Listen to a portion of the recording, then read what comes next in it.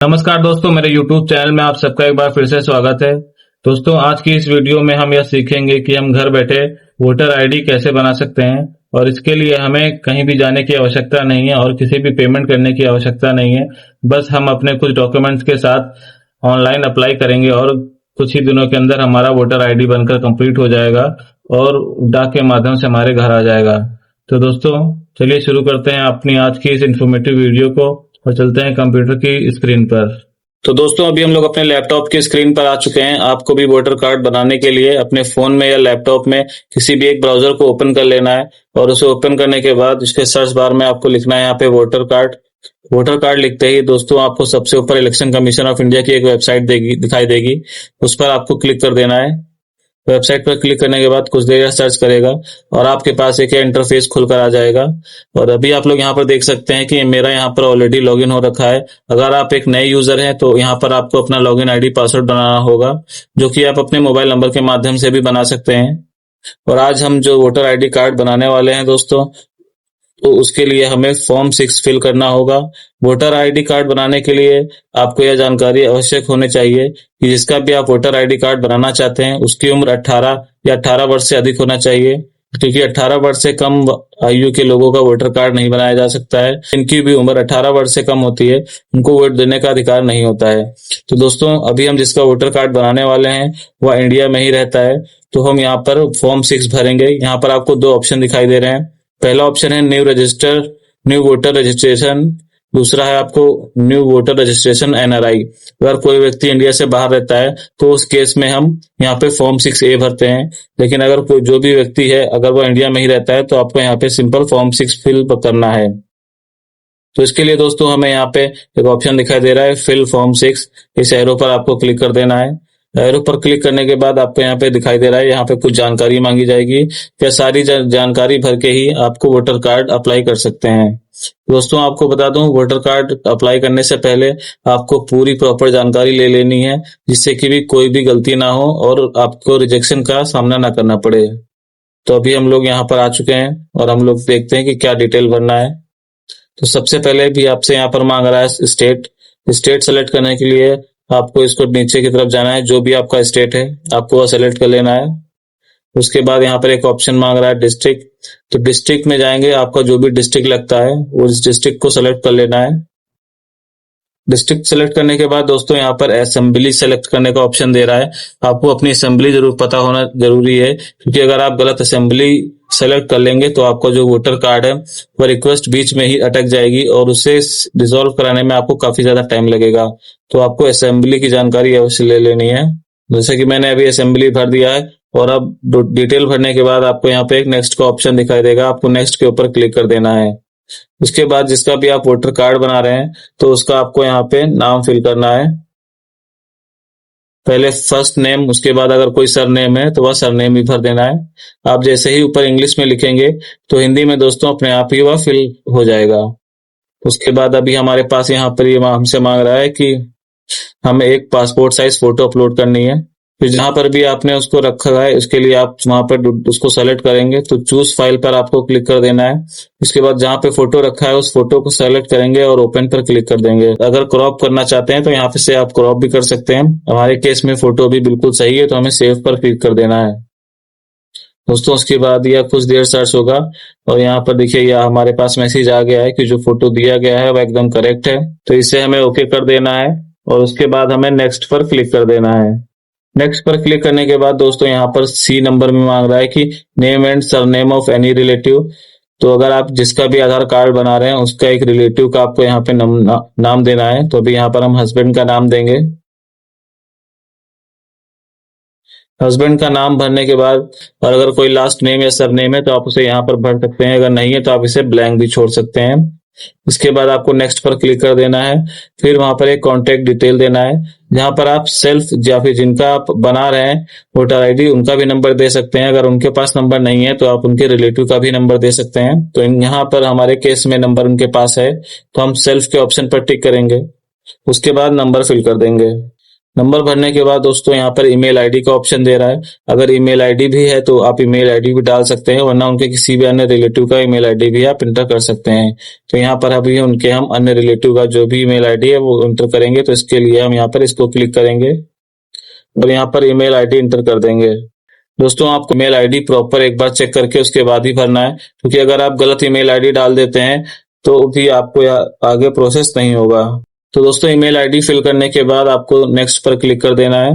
उसके बाद आपको यहाँ पर आधार डिटेल मांगेगा, तो आधार नंबर पर क्लिक कर देना है। उसके बाद यहाँ पर आधार नंबर फिल कर देना है। तो दोस्तों अभी हमने यहाँ पर आधार नंबर फिल कर दिया और अब हम नेक्स्ट पर क्लिक करेंगे। उसके बाद दोस्तों यहाँ पर जेंडर दे रहा है, तो हमें जेंडर का ऑप्शन सेलेक्ट करना है।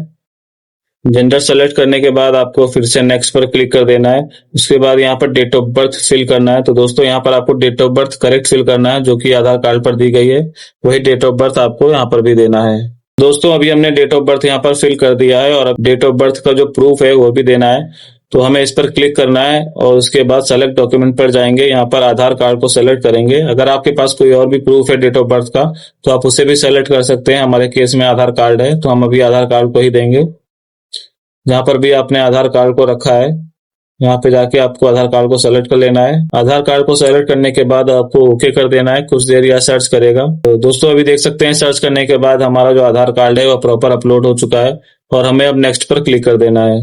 इसके बाद यहाँ पर प्रेजेंट एड्रेस मांग रहा है। जो भी प्रेजेंट एड्रेस है वह एड्रेस आपको एज इट इज यहाँ पर फिल कर देना है। तो दोस्तों आप लोग देख सकते हैं यहाँ पर अभी हमने एड्रेस को फिल कर दिया है और आपको बताना चाहेंगे कि एड्रेस आपको करेक्ट फिल करना है, तो उसको भरने के बाद आपको इसे एक बार जांच भी कर लेना है। कहीं पर भी आपको गलत एड्रेस नहीं देना है, क्योंकि आप जो एड्रेस देंगे उसी एड्रेस के आधार पे आपका वोटर आईडी कार्ड बनेगा और आपका वोटर आईडी कार्ड भी उसी एड्रेस पे जाएगा। तो हमारे केस पे जो हमने डिटेल भरा है वो एकदम करेक्ट है। इसके बाद डिस्ट्रिक्ट सेलेक्ट करेंगे और यहाँ पे हमें एड्रेस प्रूफ के तौर पे भी एक डॉक्यूमेंट देना है, तो हमें इसको टिक कर देना है और सेलेक्ट डॉक्यूमेंट के ऑप्शन में जाना है। यहाँ पर भी हम आधार कार्ड देंगे, तो आधार कार्ड को सेलेक्ट कर लेंगे। उसके बाद नीचे डॉक्यूमेंट को चूज करने के लिए चूज फाइल पर क्लिक करेंगे और जहाँ पर भी हमने आधार कार्ड रखा हुआ है उस आधार कार्ड को सेलेक्ट करके यहाँ पर ओके कर देंगे। तो कुछ देर या सर्च करेगा, चेक करेगा कि अगर दिया गया डॉक्यूमेंट हमारा सही है तो उसे ही अपलोड कर देगा। जैसा कि अभी देख सकते हैं कि डॉक्यूमेंट अपलोड हो चुका है और हमें यहाँ पे दोबारा से नेक्स्ट पर क्लिक कर देना होगा। हमारे पास यहाँ डिसेबिलिटी का एक ऑप्शन आ रहा है, तो हमें यहाँ पे विजुअल पर सेलेक्ट कर लेना है और 10% या जो भी विजुअल जो भी आपके पास अगर डिसेबिलिटी है तो उसे सेलेक्ट करेंगे और यहाँ पर नो पर क्लिक कर देंगे और उसके बाद नेक्स्ट पर क्लिक कर देंगे। तो अभी हमारे पास जो यहाँ पर एक ऑप्शन दे रहा है कि हमें यहाँ पर एक उनका डिटेल देना है जिनका भी वोटर आईडी में ऑलरेडी नाम है। तो यहाँ पर number of the family member, तो यहाँ पे हमें नेम देना है। जिसका भी वोटर आईडी में नाम है वो नेम दे देना है। जिनका वोटर आईडी बना रहे हैं उनके साथ संबंध क्या है वो संबंध सेलेक्ट कर लेना है और यहाँ पे वोटर आईडी नंबर डाल देना है।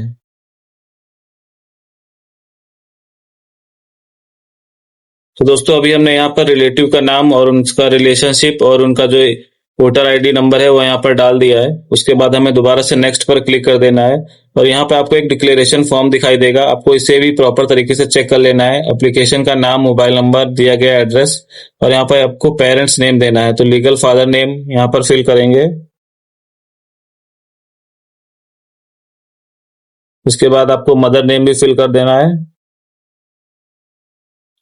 और इससे पहले हमने हस्बैंड नेम दिया था तो ऑलरेडी यहाँ पर अपने आप आ चुका है। और यहाँ पर आपको 3 ऑप्शन दिखाई दे रहे हैं कि अगर जिनका भी इलेक्शन रोल में एसआईआर में नाम है तो आपको पहला ऑप्शन सेलेक्ट करना है। अगर आपके माता पिता का नाम है या आपके दादाजी का नाम है तो आपको सेकंड ऑप्शन सेलेक्ट करना है। अगर किसी का भी नाम एसआईआर में नहीं था तो आपको यहाँ पे तीसरा नंबर सेलेक्ट करना है। यहाँ पर अभी हम तीसरा नंबर सेलेक्ट करेंगे और नेक्स्ट पर क्लिक कर देंगे। यहाँ पर आपको एक डिक्लेरेशन दे रहा है, तो हमें यहाँ पर देना है कि विलेज का नाम, जहां से भी आप फॉर्म भर रहे हैं उस विलेज का नाम देना है। इसके बाद आपको यहाँ से स्टेट सेलेक्ट कर लेना है। स्टेट सेलेक्ट करने के बाद आपको डिस्ट्रिक्ट का ऑप्शन दे रहा है, तो यहाँ पर डिस्ट्रिक्ट को सेलेक्ट कर लेना है। तो दोस्तों आपको जो यहाँ पर एक ऑप्शन दिखाई दे रहा है, ये लाइन लिखी है, इसमें आपसे यह एड्रेस मांगा जा रहा है कि आप जिस भी लोकेशन का जो डिटेल आपने दिया है कि वहां पर आप कब से रह रहे हैं, तो आपको यहाँ पर वही मंथ डालना है जब से आप यहाँ पर रह रहे हैं। तो आपको इस पर क्लिक करना है। अगर आप 3 साल, 4 साल, 5 साल जब से भी रह रहे हैं तो आपको इस पर क्लिक कर देना है और वो साल और महीना सेलेक्ट कर लेना, तो अपने आप डेट और मंथ ले लेगा। इसके बाद आपको नीचे की तरफ आना है। यहाँ पर आप जहां से फॉर्म भर रहे हैं उस जगह का नाम डालेंगे और डेट ऑलरेडी यहाँ पर आ रही है, यह 25 तारीख की डेट है। आज की डेट पे हम फॉर्म भर रहे हैं तो डेट अपने आप आ गई है। उसके बाद हमें फिर नेक्स्ट पर क्लिक कर देना है। फिर हमें यहाँ पे कैप्चा देना है। तो दोस्तों कैप्चा कोड एंटर करने के बाद आपको सेंड ओटीपी पर क्लिक कर देना है। जो भी आपने मोबाइल नंबर ऊपर दिया था उसी मोबाइल नंबर पर आपका एक ओटीपी जाएगा और उस ओटीपी को आपको यहाँ पर दर्ज कर देना है। दोस्तों ओटीपी आपको करेक्ट डालना है। ओटीपी डालने के बाद आपको प्रीव्यू एंड सबमिट पर क्लिक कर देना है। प्रीव्यू और सबमिट पर आप जैसे ही क्लिक करेंगे तो यहाँ पे आपको एक फॉर्म दिखाई देगा। उस फॉर्म में आपने जो भी डिटेल भरा हुआ है एज इट इज वही डिटेल दिखाई देगी। आपको वह डिटेल एक बार प्रॉपर चेक कर लेना है। डिटेल्स को चेक करने के बाद आपको यहाँ पे ई साइन एंड सबमिट पर क्लिक कर देना है। इस पर क्लिक करेंगे तो यहाँ पे आपको एक वार्निंग आएगा, उसको आपने यस करना है। यस करने के बाद यह कुछ देर सर्च करेगा। तो दोस्तों अभी हम लोग लास्ट ऑप्शन पर आ चुके हैं और यहाँ पर ई साइन वेरिफिकेशन करने के लिए सीडीएसई की वेबसाइट पर भी आ चुके हैं। यहाँ पर हमें आधार नंबर एंटर करने का एक ऑप्शन दे रहा है, तो हमें यहाँ पे एंटर करना है आधार नंबर।